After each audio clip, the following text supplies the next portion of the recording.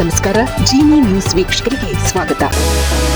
ರಾಜ್ಯದ ಮುಖ್ಯಮಂತ್ರಿ ಸಿದ್ದರಾಮಯ್ಯ ಅವರು ಮಾರ್ಚ್ 6ರಂದು ರಾಜ್ಯದ 2026 ಹಾಗೂ 27ನೇ ಸಾಲಿನ ಆಯವ್ಯಯವನ್ನು ಮಂಡಿಸಿದರು. ಇದು ಅವರ 17ನೇ ಬಜೆಟ್ ಆಗಿದ್ದು, ಈ ಬಾರಿಯ ಬಜೆಟ್ ಗಾತ್ರ ಸುಮಾರು 4.48 ಲಕ್ಷ ಕೋಟಿಯಾಗಿದೆ. ಈ ದಾಖಲೆಯ ಬಜೆಟ್ ಮಂಡನೆಗೆ ಬಿಜೆಪಿ ಖಾಲಿ ಚೊಂಬು ಪ್ರತಿಭಟನೆ ನಡೆಸಿತು. ಬಜೆಟ್ ಮಂಡನೆಯ ವೇಳೆ ವಿರೋಧ ಪಕ್ಷವಾದ ಬಿಜೆಪಿ ವಿಭಿನ್ನವಾದ ಪ್ರತಿಭಟನೆ ನಡೆಸಿತು. ಬಿಜೆಪಿ ಶಾಸಕರು ಮತ್ತು ನಾಯಕರು ಆರ್ ಅಶೋಕ್, ಬಿವೈ ವಿಜೇಂದ್ರ ಸೇರಿದಂತೆ ಹಲವರು ಕೈಯಲ್ಲಿ ಖಾಲಿ ಚೊಂಬು ಹಿಡಿದು ವಿಧಾನಸೌಧದ ಆವರಣದಲ್ಲಿ ಮೆರವಣಿಗೆ ನಡೆಸಿದರು. ಈ ಬಜೆಟ್ ರಾಜ್ಯದ ಜನರಿಗೆ ಏನನ್ನೂ ಕೊಟ್ಟಿಲ್ಲ, ಕೇವಲ ಖಾಲಿ ಚೊಂಬು ನೀಡಿದೆ. ಬಜೆಟ್ನಲ್ಲಿ ಅಭಿವೃದ್ಧಿ ಶೂನ್ಯವಾಗಿದೆ ಮತ್ತು ಕೇವಲ ಗ್ಯಾರಂಟಿ ಯೋಜನೆಗಳ ಹೆಸರಿನಲ್ಲಿ ರಾಜ್ಯವನ್ನು ಸಾಲದ ಸುಳಿಗೆ ತಳ್ಳಲಾಗಿದೆ ಎಂದು ಬಿಜೆಪಿ ಕಟುವಾಗಿ ಟೀಕಿಸಿದೆ. ಬಜೆಟ್ ಭಾಷಣದ ಆರಂಭಕ್ಕೂ ಮುನ್ನ ವಿರೋಧ ಪಕ್ಷಗಳ ಮೊಗಸಾಲಿಯಲ್ಲಿ ವಿವಿಧ ರೀತಿಯ ಮಾತುಕತೆಗಳು ಕೇಳಿಬಂದವು. ಇದು ಸಿದ್ದರಾಮಯ್ಯ ಅವರ ಕೊನೆಯ ಬಜೆಟ್ ಎಂದು ಕೆಲವರು ಹೇಳಿದರು. ಇದಕ್ಕೆ ಪ್ರತಿಕ್ರಿಯಿಸಿದ ಕೆಲವರು, ಇಲ್ಲ ವಜುಭಾಯಿ ವಾಲಾ ಅವರು 18 ಬಾರಿ ಬಜೆಟ್ ಮಂಡಿಸಿದ್ದಾರೆ,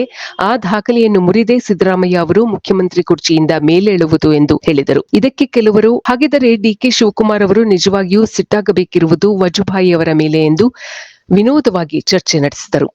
ನೋಡಿ, ಸಿದ್ದರಾಮಯ್ಯ ಅವರೇ ಮೂಢನಂಬಿಕೆ ನಿಷಿದ್ಧ ಕಾನೂನು ತಂದರು. ಆದರೆ ರಾಹುಕಾಲ ಆರಂಭಕ್ಕೂ ಮುನ್ನ ಬಜೆಟ್ ಭಾಷಣ ಆರಂಭಕ್ಕೆ ಸಮಯ ನಿಗದಿ ಮಾಡಿದ್ದಾರೆ. ಇದು ಮೂಢನಂಬಿಕೆ ಅಲ್ಲವೇ ಎಂದು ವಿರೋಧ ಪಕ್ಷದ ಶಾಸಕರು ಸುದ್ದಿಗಾರರನ್ನು ಪ್ರಶ್ನಿಸಿದರು. ನಿನ್ನೆ ಬೆಳಗ್ಗೆ 10:20 ಹೊತ್ತಿಗೆ ಸದನಕ್ಕೆ ಬಂದ ಸಿದ್ದರಾಮಯ್ಯ ಅವರು ನಿರರ್ಗಳವಾಗಿ ಬಜೆಟ್ ಓದಲು ಆರಂಭಿಸಿದರು. ಜಿಎಸ್ಟಿ ಸ್ಲ್ಯಾಬ್ಗಳ ಪರಿಷ್ಕರಣೆಯಿಂದ ರಾಜ್ಯಕ್ಕೆ ಅನ್ಯಾಯವಾಗಿದೆ ಎಂದು ಅವರು ಪ್ರಸ್ತಾಪಿಸಿದ ಕೂಡಲೇ ವಿರೋಧ ಪಕ್ಷದ ಉಪನಾಯಕ ಅರವಿಂದ್ ಬೆಲ್ಲದ್ ಆಕ್ಷೇಪ ಎತ್ತಿದ್ದರು. ವಿರೋಧ ಪಕ್ಷಗಳ ಇತರ ಸದಸ್ಯರು ಇದಕ್ಕೆ ದನಿಗೂಡಿಸಿದ ಕಾರಣ ಅರವಿಂದ್ ಬೆಲ್ಲದ್ ಸುಮ್ಮನೆ ಕುಳಿತರು. ನಿನ್ನೆ ಬೆಳಗ್ಗೆ 11:30 ಹೊತ್ತಿಗೆ ಸಿದ್ದರಾಮಯ್ಯ ಅವರು ಬಜೆಟ್ ಭಾಷಣವನ್ನು ಓದುವಾಗ ತುಸು ತಡವರಿಸಿದರು.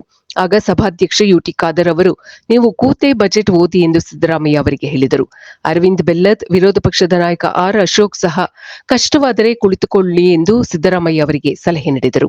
ಆದರೆ ಸಿದ್ದರಾಮಯ್ಯ ಅವರು, ಕಷ್ಟವಾದರೆ ಕೂರುತ್ತೇನೆ, ಆದರೆ ಅಲ್ಲಿಯವರೆಗೂ ನಿಂತುಕೊಂಡೇ ಭಾಷಣ ಓದುತ್ತೇನೆ ಎಂದರು. 1 ಗಂಟೆ ಹೊತ್ತಿಗೆ ಸಿದ್ದರಾಮಯ್ಯ ಅವರ ಬಜೆಟ್ ಓದಿನ ವೇಗ ಮತ್ತಷ್ಟು ನಿಧಾನವಾಯಿತು. 1:50 ಹೊತ್ತಿಗೆ ಒಟ್ಟು 3.5 ಗಂಟೆ ಬಜೆಟ್ ಭಾಷಣವನ್ನು ಸಿದ್ದರಾಮಯ್ಯ ಅವರು ಮಂಡಿಸಿದರು.